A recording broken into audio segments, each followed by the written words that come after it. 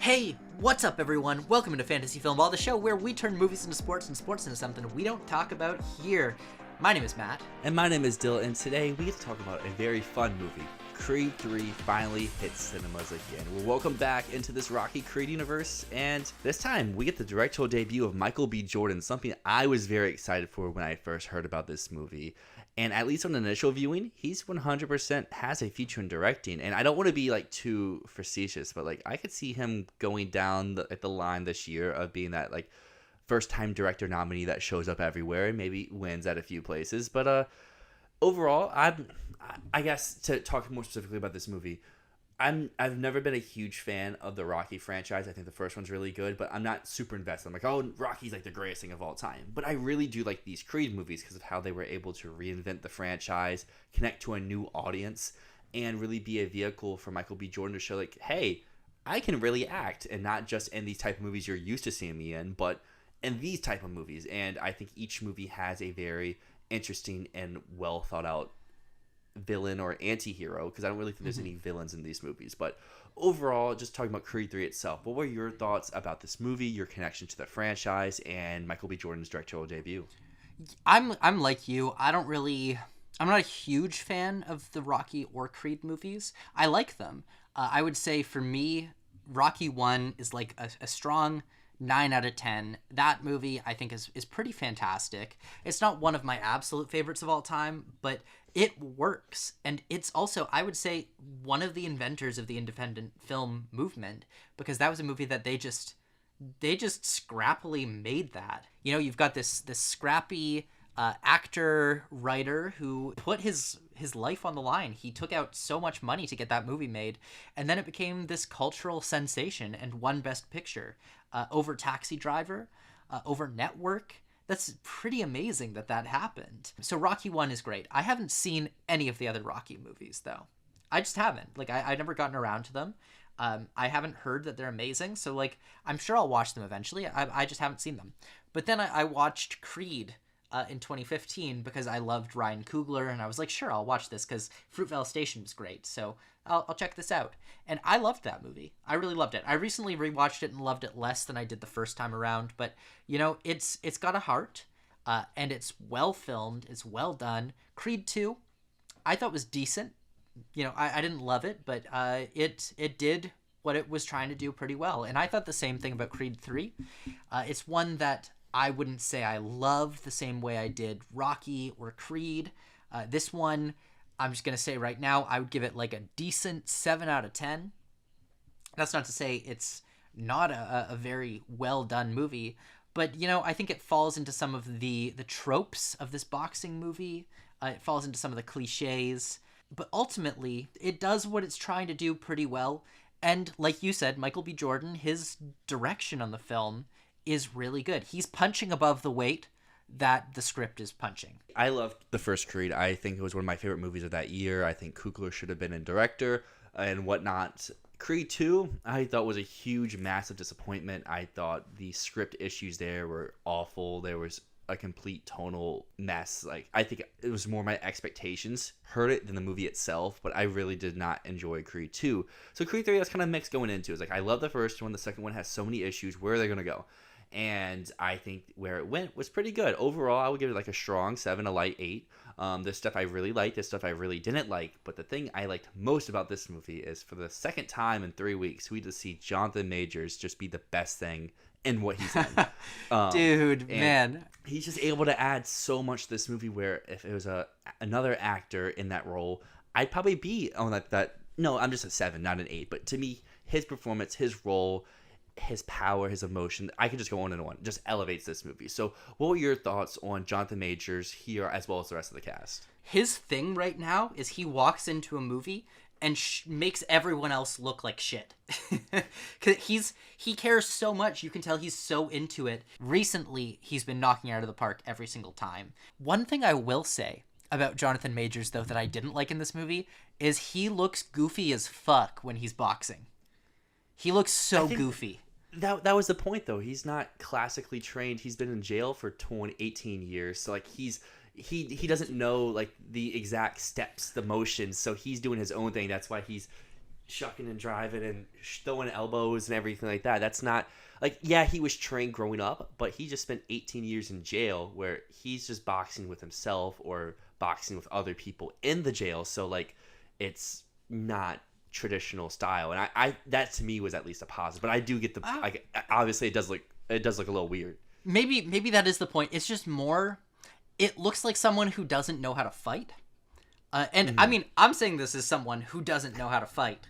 But one thing I will say is the way that he swung with like very straight arms the entire time.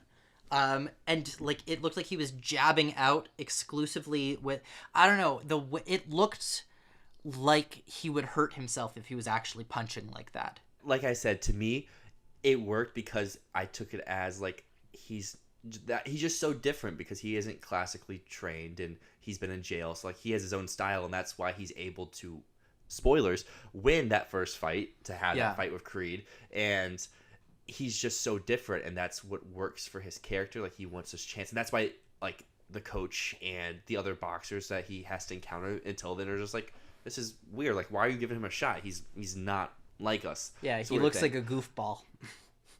That's how my mom described him, because I watched it with her. It's like, oh, he just makes some very goofy faces and movements throughout. I was like, yeah, but I think that just what elevates his character. But going to some of the other actors and actresses in this movie, Michael B. Jordan I thought was really good here. I think he, as well as Majors, really elevates the script. I think this is a pretty weak script overall, but I'll dive in that a little bit later. I love Tessa Thompson as an actress. I just think she has nothing to do in these Creed movies, and I will also touch on that when we talk about the script later. I think she's just been wasted in all three of these movies. Someone who really surprised me in this movie is who played their daughter, Amara, Mila Davis Kent. I thought she was very fantastic and very much, like I keep mentioning, all these actors really elevate their characters. They're bringing so much more than is actually there. As mentioned before, Michael B. Jordan, he's in the director's chair this time.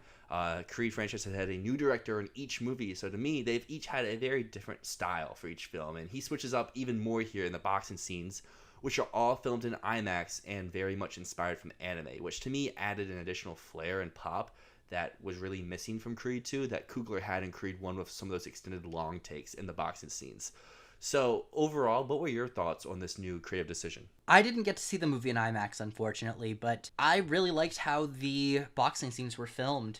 It felt like they were filmed a lot of the time with a steady cam, kind of moving through the fights, which I thought was a really interesting choice. It really popped visually. I don't really see the anime influence personally, but I just liked how fluid these scenes felt. And it felt like Michael B. Jordan was taking directly from what Ryan Coogler did, not on the first Creed, but on Black Panther. Because on Black Panther, something Ryan Coogler really did well was the fight scenes felt very fluid. It always felt like the camera was kind of floating in a very dynamic way around the scenes.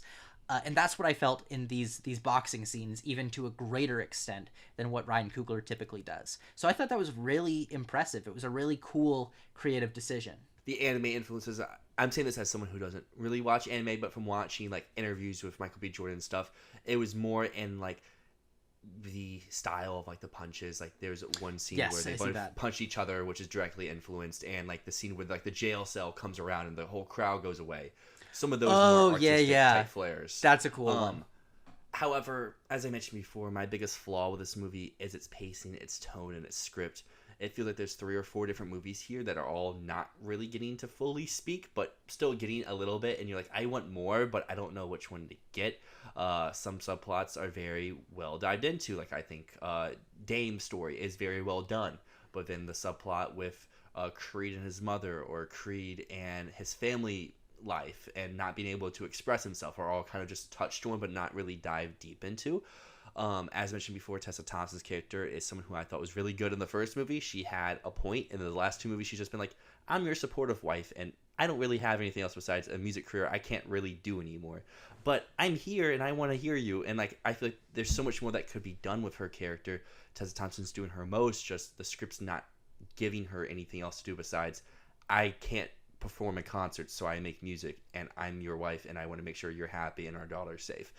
But there's so much I could ramble here. There's so much I love with this movie, and there's so much I don't like. But overall, the stuff I love trumps the stuff I'm not a fan of. Sometimes the pacing's a bit off. I think thematically, it also sets up a lot of things that it doesn't really end up following through on.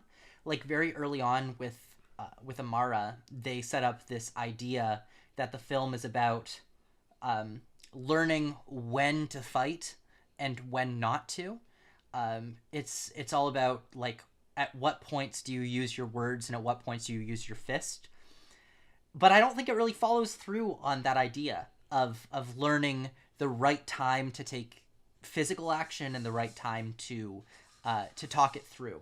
It sets that up, and then they still just fight through it, and then in the end, they of course they make up, but they made up because they fought. They didn't make up because they talked. But that's I mean, it's a boxing movie, so maybe it's just a hard theme to set up and actually deliver on. As we are kind of like an Oscar show where we talk about awards chances, Creed 3, does it have any real shot? Like I mentioned before, I think Michael B. Jordan could be in the best debut or first-time director category in a few various awards shows, but I think that's about all this goes to. Yeah, he could be nominated at the DGA, but I don't know, man. I don't think that this will really have any mark on the awards landscape next year. The biggest mark it will have is Jonathan Majors is going to have a year, right? And I think that the fact that he was in this and he was in Ant-Man and he chewed the scenery in both of these and outacted everyone, I think that's going to make a very good case for him getting a nomination when Magazine Dreams drops later this year. People are going to look back and go, wow, he really did that this year. He really did that. I would agree. I think for just like personal awards, this is going to be in my sound for probably a good while. I thought the sound design was very special, especially in those boxing sequences, but for actual awards chances, definitely not. Yeah, it's not happening, but that doesn't mean we can't talk about it, and that doesn't mean we can't still enjoy it.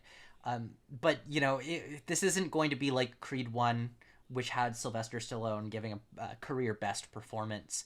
There's none of that here, so it's just an entertaining boxing movie that we can both appreciate. So everyone out there, definitely drop your comments on Creed 3 down below. Is this your favorite in the franchise? Was Jonathan Majors such a standout for you? But until next time, my name is Dill. And my name is Matt, and this is Fantasy Film Ball.